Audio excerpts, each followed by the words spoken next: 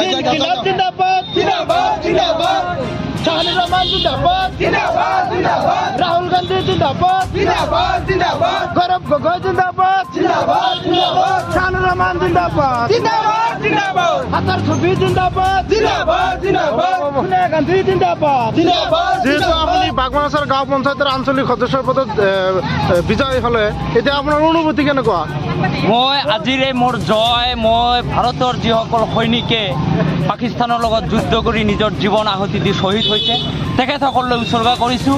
আৰু মোৰ যিসকল কৰ্মী বা যিসকল বন্ধু যিসকল সতীৰ্থই মোৰ লগত কষ্ট কৰি মোক জয়ী কৰাইছে তেখেতসকলক ধন্যবাদ জ্ঞাপন কৰিছোঁ।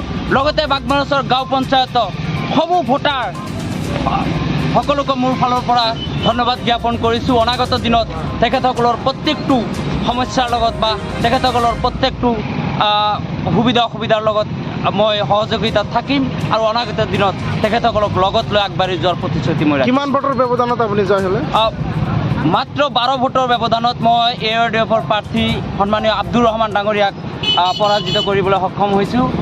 যদিও 12 ভোট তথাপিও যিসকল মোৰ সতীৰ্থ আছিল বা যিসকলে মোক ভাল পাইছিল তেখেতসকলৰ মনত যে আজি উল্লাস সেয়াৰে মোৰ অনুভূতি হৈছে যেন 12 লাখ ভোটত মই আজি জয়ী হৈছোঁ।